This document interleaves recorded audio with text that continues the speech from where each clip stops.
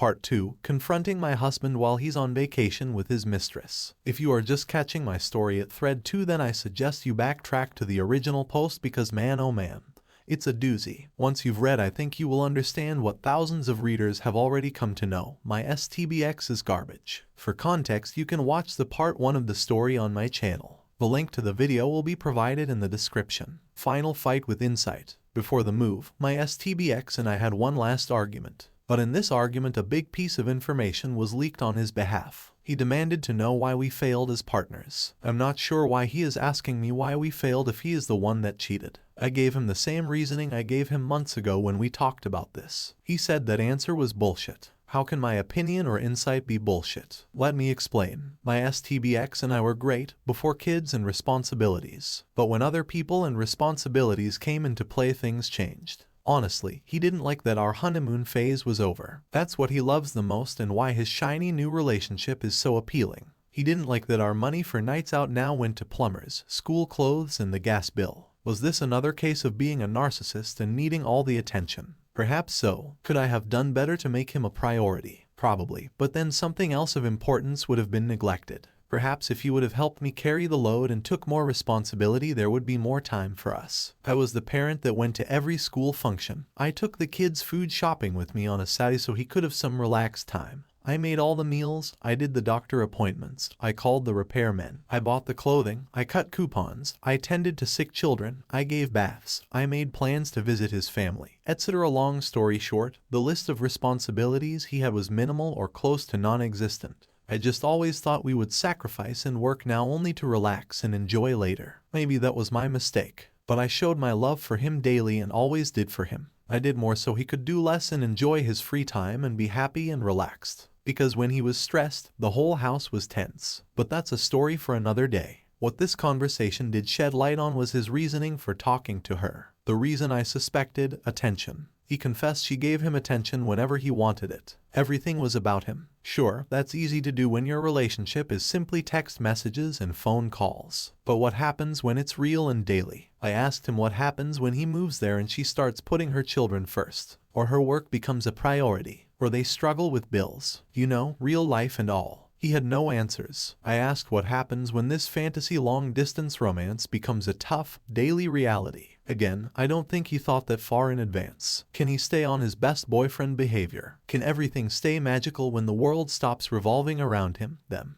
Looks like he will find out soon enough. I understand I will probably receive criticism for this post. People will say I neglected him so he had no other option but to leave. But let's not overlook the fact that he neglected everything in our life so the slack was mine. This story is not new. Some spouses have been doing this for ages. And what is their reward? The spouse they tried so desperately to give a better life to leaves, cheats. Is this manipulation? Is this me trying so hard to make everything easier for everyone else that I sabotage myself? All I wanted was an equal partner, but that's something that I never got. Mediation meltdown. So after weeks, no, correction, months, our mediation paperwork is completed. What a relief ... or so I thought. While we had talked previously and agreed to everything, there was one section we never mentioned which our mediator added. It reads as follows: new partners. Each part agrees that they will introduce a new partner to the children only if she is in a committed relationship for at least months. Each parent will inform the other party prior to introducing a new partner to the children.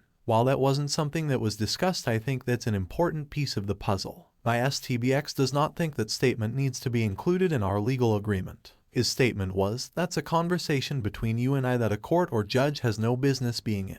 While I see his point, my point was this: we are divorcing. Nothing can be left to a handshake promise. We could agree to something verbally, and because we both have legal custody, we could renege on the agreement and deny access to new partners. Having this in black and white protects us both. He swore he wasn't signing it until that portion was removed. But if the mediator included it, then this must be common practice to do in a divorce. So this prompted me to ask, when does she plan to come here to visit? That must be the motivation, right? She must be planning a trip here soon, and he had plans to introduce her to the kids. He claims there are no plans for her to visit our area. Well, if that's the case, what's the harm with waiting 3 months? But let me be clear to everyone reading, my motivation in this is the well-being of my children. Their father has just left. They need to become accustomed to this new way of life with 2 homes and visiting hours before we complicate things more with a girlfriend or boyfriend. I've also made appointments for them next month with a psychologist to help them process this divorce. Now is not the time to make this more complex. Every parent wants to nurture and protect their children.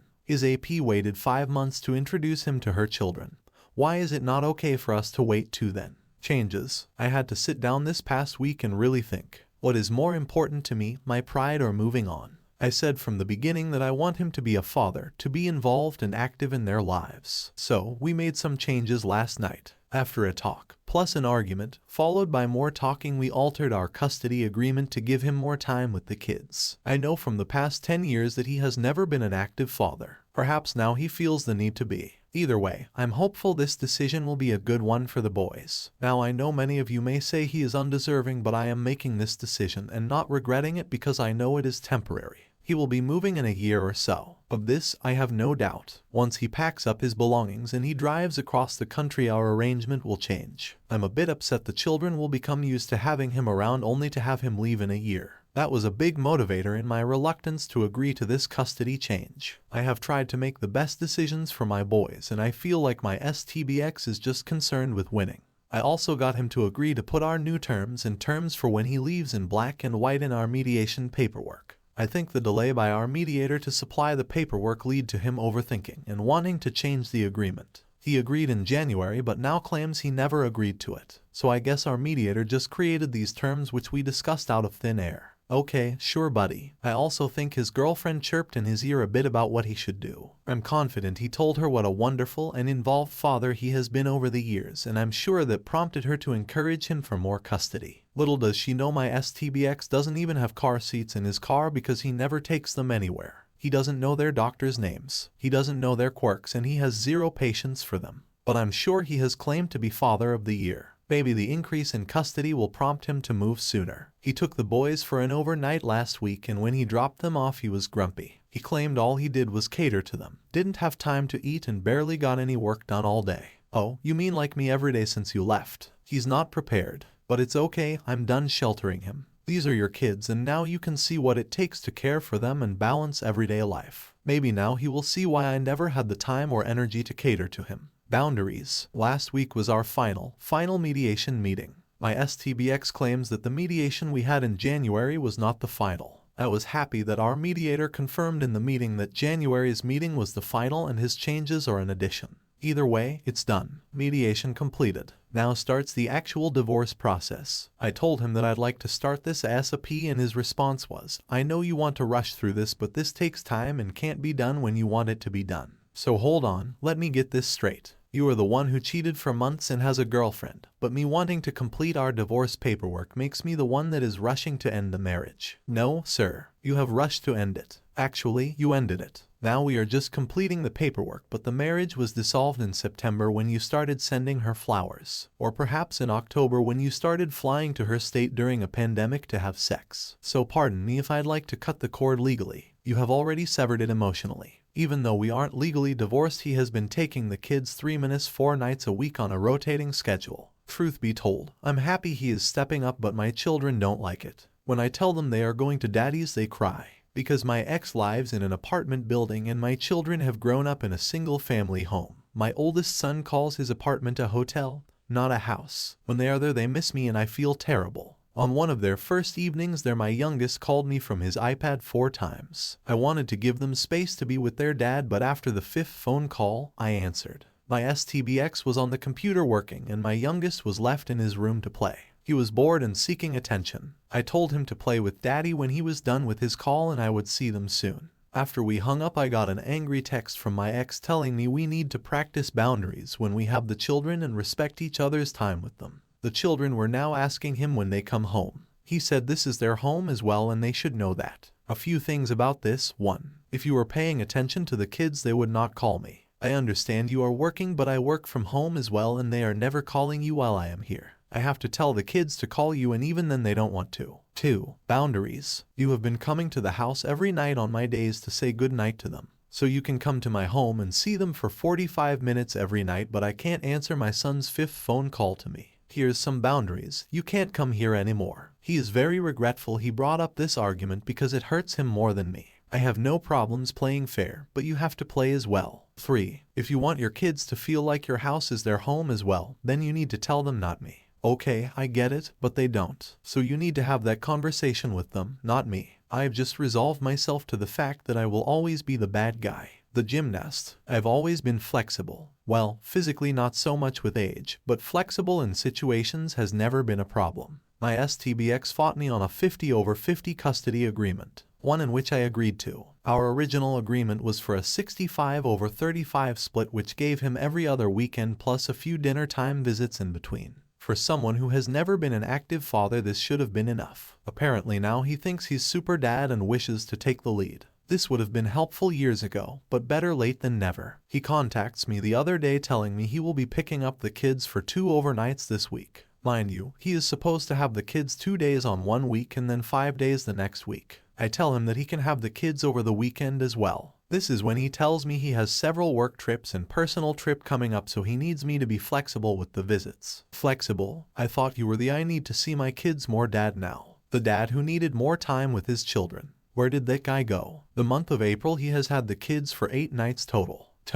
And when I mention this isn't 50/50, I'm the bad guy and need to be understanding to his work and personal life. Excuse me, I have work and a personal life too. Well, not really a personal life, but I hope to soon. Why do I have to be flexible to you and you aren't to me? I told him I offered him the 65/35 split that would allow him more free time for work, pleasure, and he didn't want it. He said I was steamrolling him into taking that agreement and he wasn't happy with the time he'd have with the kids. Touched that he wanted more time with the kids. I agreed to this, and now that it's in black and white I have to have the kids more and receive less child support because you can't keep up with the deal you wanted. I think in all honesty it wasn't about seeing his kids, it was about not giving me what I asked for. He says I rely too much on our agreement and that it's just a guideline. We don't need to live and die by it.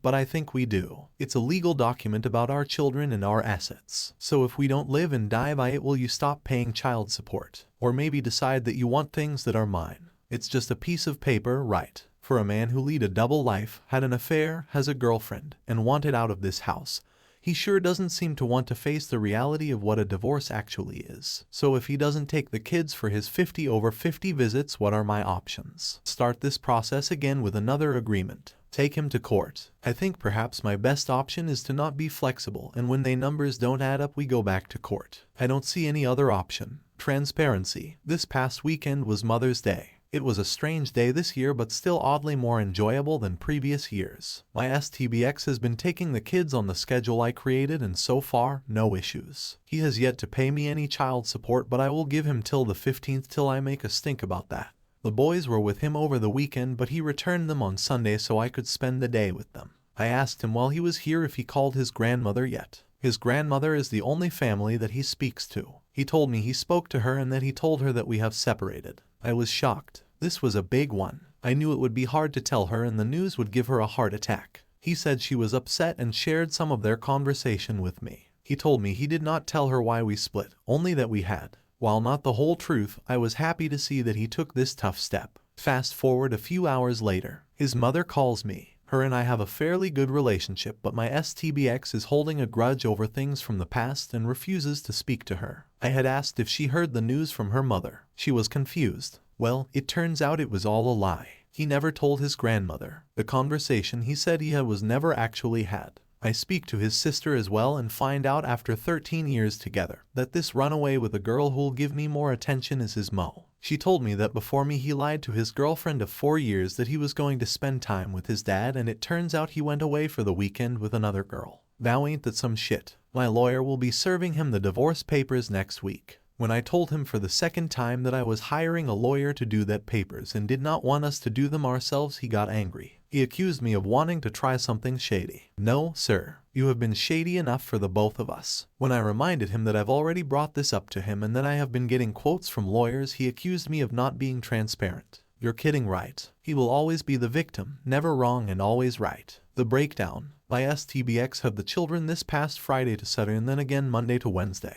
I went to pick them up today after work and that's when it happened, the breakdown. My STBX started to cry. He lost it, apparently. For the past 3 days all our children did was ask to go home. They cried and constantly asked how long. He tried to tell them that this was their home as well, but they wouldn't hear of it. Now part of me feels badly. It must be terrible to have your children reject you. But on the flip side, he's never been the parent he is now. He takes them places, plays with them, reads to them, bathes them, etc. I don't think he understands that you can't just flip a switch with these kids and they will gravitate towards you. I know he is trying, and I appreciate that, but it's too little too late. I have tried to be supportive and understand them having a father is important, but I honestly don't think they want him. Again, they are both under 10 and young, they don't fully understand. My oldest asked me on the ride home if they could never go back. When I explained that we are both parents, love them, and want to spend equal time with them, both children protested. I think my STBX realizes this is too little, too late. He is regretful. I don't know how to make this situation easier for everyone, but honestly, it's not my problem to solve. I asked him to take a 35/65 split, but he rejected it, saying it wasn't enough time with the children. My suggestion of that split wasn't about me wanting more, it was about what I thought our children could handle. He just wanted to win and get me to convert to a 50/50 split. Welp, you won. Here it is. How's that working out for you? Maybe if you would have thought about what was best for them and not defeating me, maybe this would have ended differently. A summer situation. After his breakdown, I didn't contact him for a while. I knew he needed time to cool off, and if I talked to him for any reason, I was afraid he would get angry with me or even worse, confide in me. I wanted neither, so when I finally did need to speak to him, he told me, "We need to figure out what we are going to do this summer." What are we doing? We are doing nothing. I was confused. He told me it's going to be impossible for him to handle the kids during the summer while he is working. He said he was barely holding on by a thread as it is now. This isn't a problem we faced in the past, as I'm a teacher and off all summer, so I handle the kids 100% during summer months. I don't think he took the summer into consideration when he demanded 50/50 physical custody. So his suggestion was to enroll the children in a camp when he has them. A camp? So you want to enroll our children in a camp from 8-6 on the days you have them? How is that spending time with them? So, my suggestion was, let's do the 35/65 split for July and August, and he can have the kids weekends and see them in the evening whenever he wants. He was furious. "It's always about custody with you," he said. Wait. This isn't about custody. You just said you can't handle them. I'm offering to give up the first real summer vacation I've ever had to keep them to help you, and I'm the bad guy here. Make this make sense. He claims the kids need to socialize. In the past 9 years, he has never cared if the children socialized. But now it's a big deal. This was the man who rolled his eyes and complained about having to go to a kid's birthday party for 3 hours. So I left it alone, let him sit on the thought for a bit. A few days later, to be proactive, I sent him information about summer camps, along with price lists. It would cost between $250 minus $350 a week for camp. The camps I found are only for 5 weeks, leaving most of August without childcare for him. How does this help? How is this spending time with the kids? Putting our children in an expensive weekly camp just so you can give them dinner, bath, and put them to bed doesn't help them or your relationship with them. My family owns a house by the beach. I will be down there most of the summer with kids. When I'm home, we have friends we can visit, and at least we have a yard at our house for the children to play in. The children will be happy, socialize with family and friends, and most importantly, be safer with me than in a camp. Lastly, I will add that he has yet to pay me child support for April and May. He moved out in March, took the kids for 8 overnights in April, and has yet to give me a dime for April and May. But he can afford almost $1,300 in camp fees just to have his custody. Even more proof that his actions are not about what's best for the kids, it's just a competition with me. Again, make this make sense. Get the papers. The papers. I'm officially in the court system, with a docket number and everything. It's on its way to becoming official, and I am elated. My STBX does not seem that excited. This past weekend, he flew out to her state and attended a family wedding as her guest. I'm happy they are taking these steps as a couple, because if they are happy, he will move. And the farther away he is, the better. When he returned, he was now excited about the divorce, asking me when the lawyer would send him paperwork to sign and what the timeline was moving forward. He was on cloud 9 after his vacation and wished to hurry the process up. The day he was having his share of paperwork notarized was also the day I was going to pick up the children from him. When I got there, he was short with me. I could tell he was on the verge of a panic attack. He hurried us away and then texted me later explaining he in fact was in the beginning stages of a panic attack. But why? He told me he was feeling overwhelmed. Between the kids, work, managing a household and maintaining a social life he felt burnt out. Wow, this sounds oddly familiar. This was my story for the past 10 years. The reason I didn't go on date nights as often as he liked was for this exact reason. Part of me felt bad because I know what that feeling is like. But another part of me relished the thought of his struggling and coming to the realization that that was my life and reason for his cheating. So, how should I react? After I took a second to think, I blurted, "Wow, that sucks. I'm taking the kids to the beach this weekend. See you Monday morning when you pick them up." I decided to give him the support he gave me for 10 years. If anyone knows what movie this post's title is from, then you know. You gotta do what your heart tells you to do. D-Day. Sunday, it's happening. The day I've been waiting for and he has been dreading. I'm going to meet the girlfriend. I'm honestly excited. He, on the other hand, is in a panic. And I understand why. I exploded on that woman on the phone and said some terrible things. And I also understand it's going to be hard for him to hide his lies about me being insane when we are face to face. He texted me a few days ago and told me that he would be picking the boys up on Father's Day to head down the shore with them, and she would be accompanying them. When they come to pick up the boys, we can have a chat. I'm fine with that. I'm actually relieved he wasn't planning on taking the boys to the shore alone. I don't think he can handle them both on the boardwalk or in arcades. He is very worried that I will cause a scene when I meet her. It's actually the exact opposite. I plan on being myself, very friendly and welcoming. I need her to see I'm not that emotional woman that I was on the phone and in my letter. I mentioned to him via text that I would not jeopardize the good relationship he and I have had recently with each other and co-parenting by being mean to her. His exact words, "I don't need you to speak about what you and I have." But why? Why wouldn't the fact that we are getting along and co-parenting be something she shouldn't know? And then I remembered ... he lies. He must be telling her I'm impossible, that I'm a terrible human being, that I'm difficult and unreasonable. How can he make this lie hold water if I'm polite and friendly to her and him? The boys have each made something for him, and I got a small gift from the boys to give him. We will present him with those things in front of her. I feel like if I saw someone who was supposed to be cruel and insane do that to their enemy, I'd have questions as well. Also, I plan on packing snacks for the boys and him for the trip. This is something I'd for whether she was there or not. Are those the acts of a crazy and hateful person? I think not. Lastly, and some of you may not agree with this, I'm going to apologize for how I spoke to her. I know she was wrong for what she did, and if she ever wants to apologize, I'd listen. But I'm not proud of how I spoke to her on the phone. That was the worst side of me. I think she understands my actions, but my apology is not to get on her good side. I want to be the bigger person. I don't plan on ever being friends with this woman, but she will be left alone with my children at some point, so I'm doing this for them.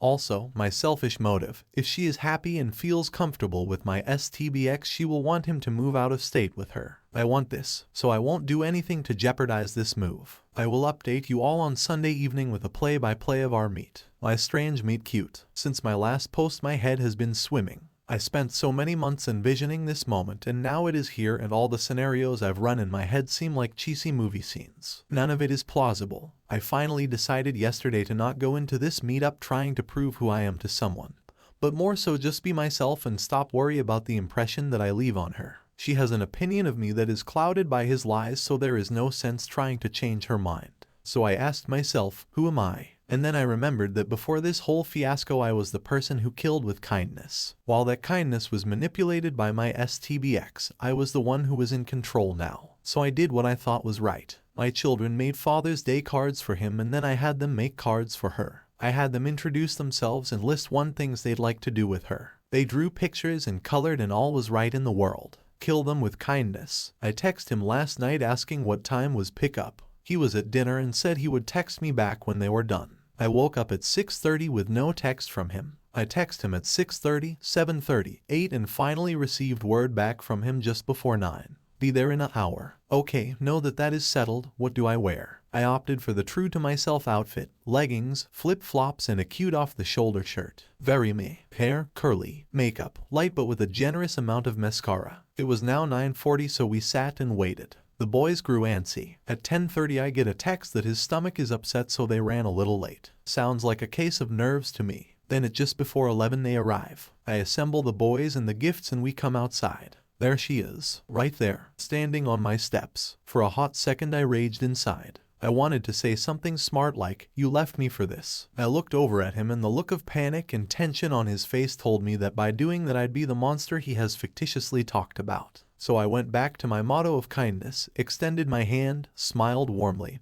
and introduced myself. She was shocked. Where is this lunatic I've heard so much of? Why isn't she trying to claw out my eyes? I can only imagine what was running through her head. The boys presented their gifts to Dad and then gave her the cards. Shock took her over again. Cards that aren't death threats. How? Why? At this point her mood went from fear to pure embarrassment. I must say it was more delicious to watch that shift than it was to potentially pull her hair out. We hustled the boys into the car, and as my STBX walked to the other side of the car to get them and I turned to her. Shock and fear had returned to her face. She had difficulty making eye contact with me. I could hear my STBX heart beating from 10 feet away. I looked at her and said, I just want to apologize for how I first spoke to you. I was an emotional wreck, but I said some terrible things and that was very unlike me. I know my actions were justified, but reflected back on that day I'm unhappy with how I acted towards you. Hello, Shock. Have you met our dear friend Guilt? A wave of guilt took over her as she bumbled through her own half-assed apology. She couldn't say the word affair, instead she said what happened.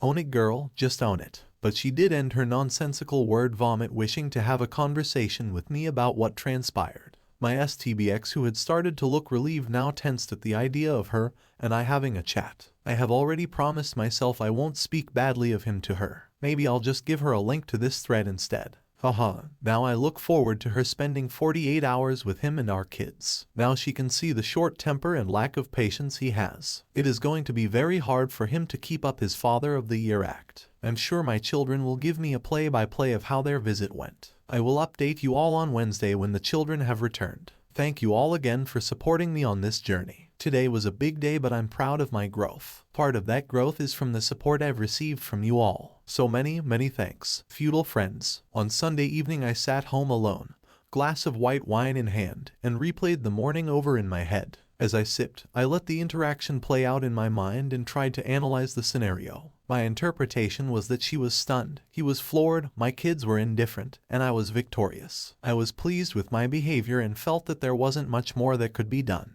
She would leave Monday evening, and it would be some time till her and I spoke again.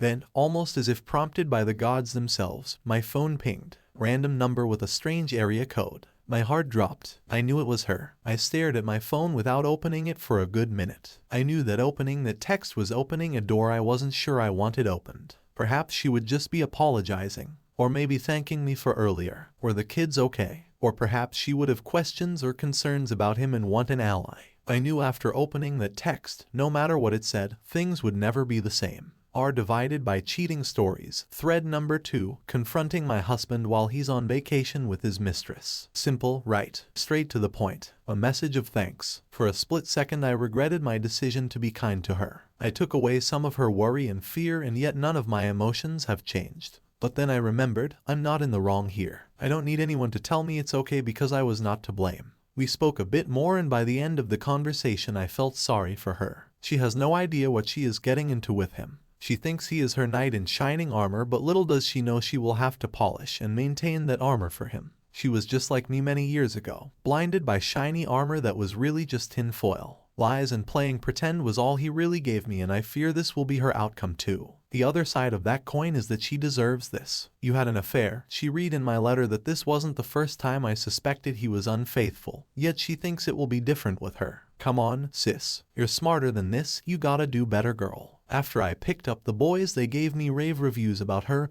and their father. It seems they were rightfully spoiled while she was there, and daddy didn't yell or lose patience once. Amazing, huh? My youngest asked me if this was his new sister. I had to explain the concept of separation, divorce, and parents dating. Apparently, even with his girlfriend in the room, my STBX avoided an actual conversation with our kids. Sigh, some things never change. So while they won knockoff Marvel prizes at the arcade with her and their dad, it seems she has won the biggest knockoff prize of them all. My first second. For those of you that love the dirt and gossip about my STBX, I'm sorry. This is not a post about him. This is a post about me. A little while back I sat in my home in silence. The children were gone and I was in a partial meditation trance, thinking about what I want my future to look like. I'm 38, I have 2 children, a job, friends, gray hair peeking from my temples, a tight family, future schooling for my 3rd degree, a mortgage, cellulite, and a kind heart. Where do I go from here? And more importantly, who would want to go with me? Dating was easy in my 20s. My skin was tight. I could be spontaneous. Everything I owned fit perfectly, and going on an 11 p.m. date for drinks was totally doable. I am not that girl anymore. So, how does a woman like me meet a man that will like me? I'm lost. Are there bars, nightclubs, pottery painting? I've seen speed dating on TV. Does that really exist, or is that reserved only for sitcoms? Reluctantly, I googled how to date in your 30s. Some of you have probably beaten me to the punchline, but the answer was right in front of me. Online dating. I cringed. Having no real reason not to, I created an online dating profile. I filled in all the blanks, set my preferences, uploaded a few pictures where the outfit fits right and the lighting is superb, and I published the page. I walk away from my phone full of nervous energy and grab a snack. Chocolate will help. After I eat out of pure anxiety, I return to my phone. I have a message from the app. I'm afraid. I ignore it out of fear and, strangely, guilt. Fear that he may be a serial killer, and guilt because while my STBX has moved on, I feel guilty that I am still legally married and on a dating site. I do the only logical thing next. I go to bed. I lay in bed and try to remember what a first date is like. The awkward hello, the cumbersome chit-chat, and of course the uncomfortable goodbye. Ugh, I don't know how to do this, or even if I can. Do you talk about your ex? Or do you avoid it like the plague? Do you be no nonsense and get right to the good and bad of yourself to not waste time? Because honestly, who has time to casually date at this age? I tell myself to go to sleep. Eventually, I listen. I awake to sunlight, the hum of the AC, and a pinging phone. I have a text from my mother and 14 messages, all from the dating site. This must be a mistake. I must have put the wrong age or been too lenient with my preferences. I scroll through message after message and see that these men all share the same thing. They are interested in learning more about me. I sift through profiles like they are resumes for a job and land on 3 potential candidates, all around my age and location, all divorced, all wishing to converse with me. My nerves have no transition to excitement, but peppered with a bit of anxiety. This is it. I'm doing it, officially jumping into the deep dark dating pool. After a few days of chatting with all 3, I solidified my suitor. Soon I will be engaging in my second date. Wish me luck, and we'll update soon. If you guys want to follow up, drop a comment. If you like the story, hit the like and don't forget to subscribe the channel, and thanks for watching.